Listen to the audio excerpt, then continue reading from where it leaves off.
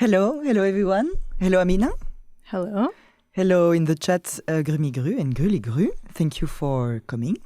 My name is Ropari Art, Ro for Roxane, which is my name. Paris because I'm from Paris, and the art because I'm a painter. Today we are on people doing cool things in Barcelona, and you are someone doing cool things in Barcelona, Amina. Thank you. The idea is to connect locals with international people by showcasing talents and breaking down prejudices. And the goal of the video is to shine a light on a new startup in Barcelona that is already making people very enthusiastic, and of which I'm already a client. Yes, you are. So you will tell us about it. But just before, I wear a T-shirt of a bar in Barcelona called La Ovella Negra. And I wanted to thank the waiter that left me the shirt, because it was on a very complicated day. I was going to a birthday, the birthday of my friend Jad. Mm-hmm. We were supposed to be on the beach, and suddenly the storm, the hail, and we had refuge in this bar, La Ovella Negra, which is a huge bar in Poblenou. And I was soaked, and because of the rain, my clothes looked a little bit transparent, and a group of guys were making fun of me in the bar, so I was freezing. Oh. Yes, and I was under the criticism of those guys. And one of the waiters, he saw me, and he took his shirt off, he gave it to me, he said, "Hey, you don't have to stay like that in the bar forever," because also outside the ice that was falling from the sky was so difficult, it was hurting. So he gave me the shirts. I still wear it. It was last summer, so thank you, and we can proceed. Do you still have his contact details? Absolutely not. I don't even ask for his name. He just saved me and asked for nothing. Too bad. It would have been nice for him to see this. Yes. So if you're seeing this, thank you very much. What about you? Who are you? What are you doing here? Well, what about me? So obviously my name is Amina. Thank you for having me here today. You're welcome. What am I doing in Barcelona? I've been in Barcelona for over 20 years now, but back and forth. And actually this question always makes me really nervous. Like, who are you? Because I really struggle to label myself. Like I was telling my husband yesterday, like, how do I answer who I am?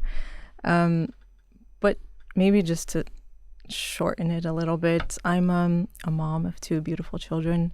A wife, a sister, a friend, a daughter. My colleague. Your colleague, but also your friend, I hope. Oh, also, obviously. Yeah.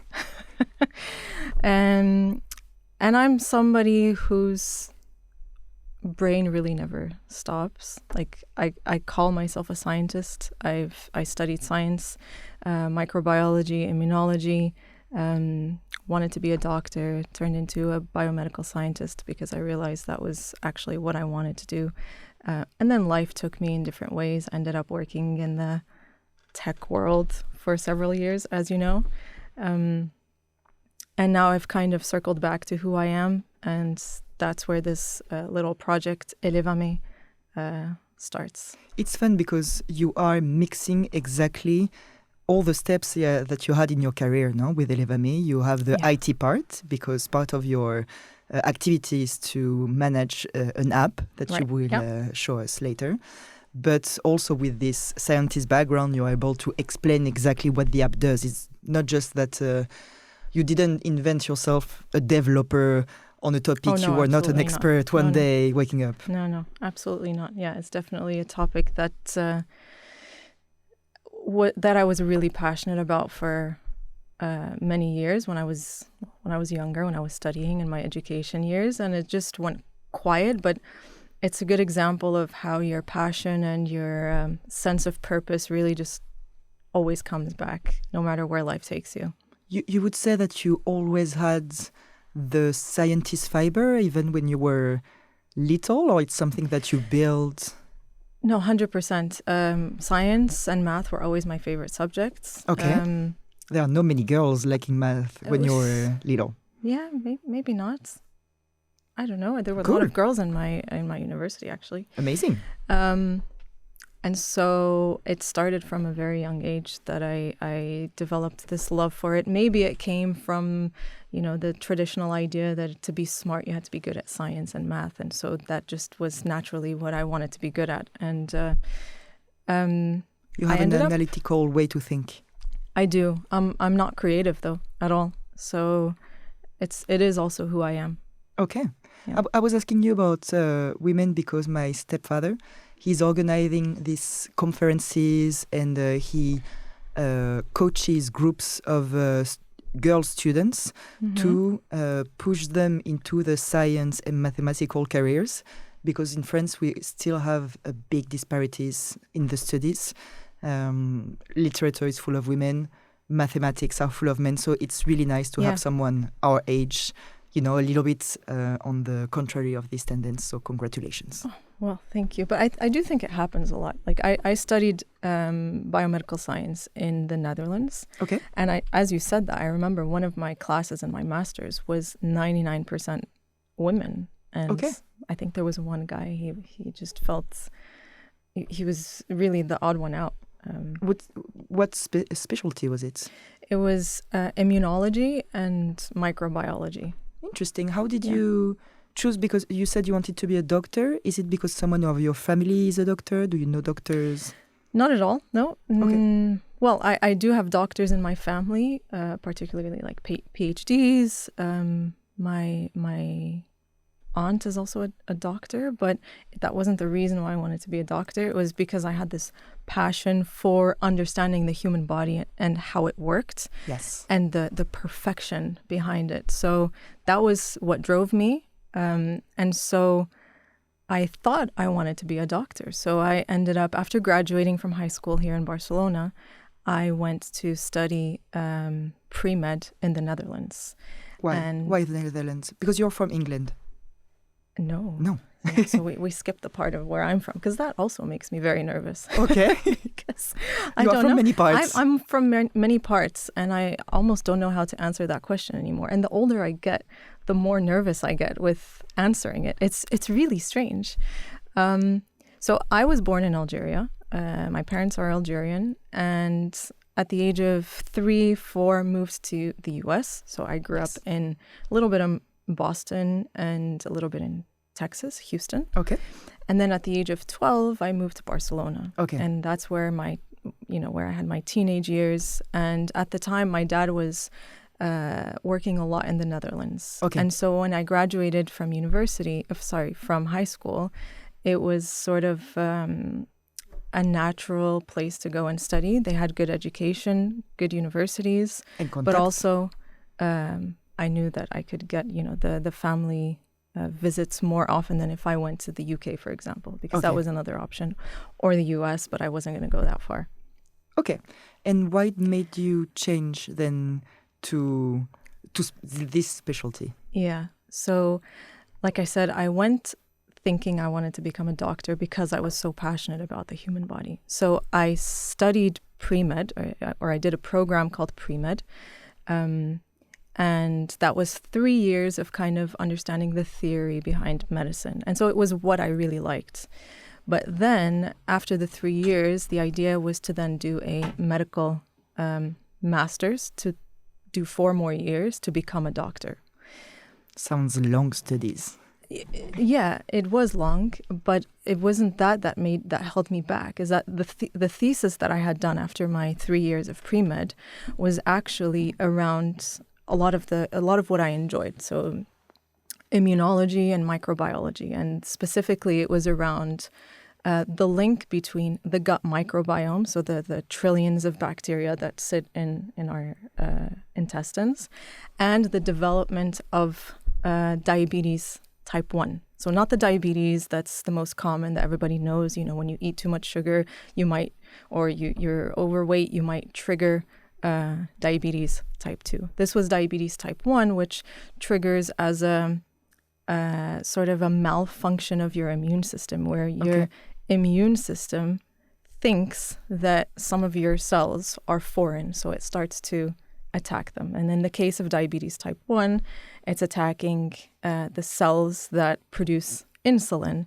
And so you end up as a diabetic because you don't have enough insulin, and so for their life they have to inject themselves with insulin. And there was a really interesting link between what gut microbiome profile you have and whether you develop diabetes type 1. Okay. And that's because the immune system is trained by the bacteria in our gut. Okay. And for me, that was like, it blew my mind. It was just super fascinating. And I was like, oh my God, like I can't wait to be a doctor and do all of this. But then I realized that that's not exactly what medicine is. Being a doctor is about trying to understand symptoms and how to link them to disease or to rule out disease. You know, somebody comes in with certain symptoms and you tell them, okay, let's do some tests to see if you have XYZ disease. And if you do, we're going to do this to treat it. And that was medicine. But what I wanted, what my itch was out of this passion was more understanding why you get disease. Okay. The prevention, not trying to Yes. cure after it happens. No. Like a fire woman. Exactly. It was more the why behind it and how do you prevent it.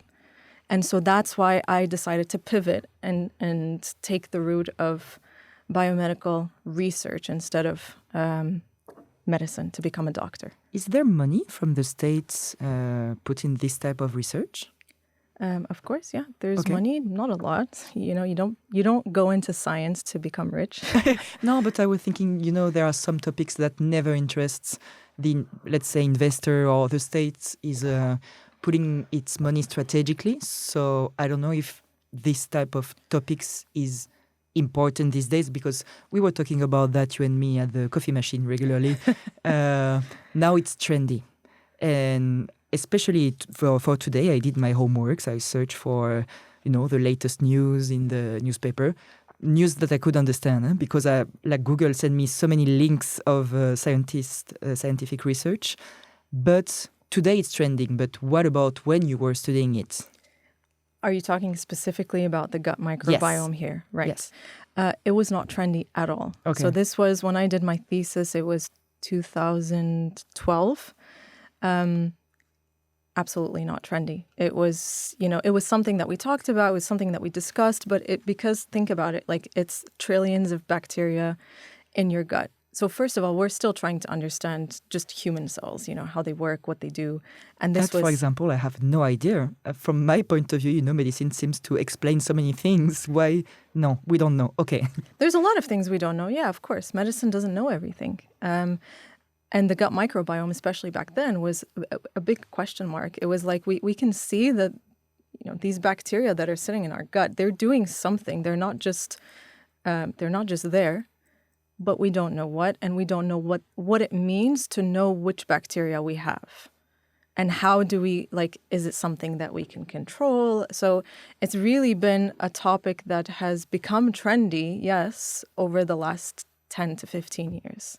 Just for you to know, someone in the chat just said, hyper interesting. So Super interesting. Well, you are transmitting your passion. I'm glad.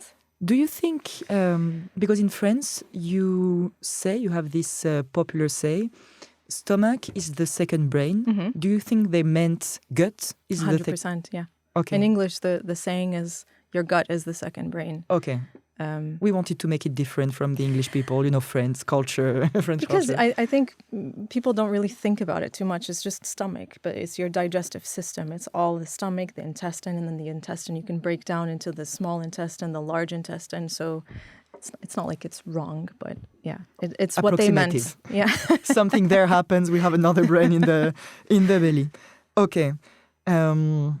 When we were discussing, because when you explained to me the concept of your startup and also how you got there, I thought at first that it was maybe really specific for Twitch and how we would transmit that, explain that to people. And I started to research basic infos about nutrition. And now, as we were saying, it's really trendy. So there is a lot of vulgarization.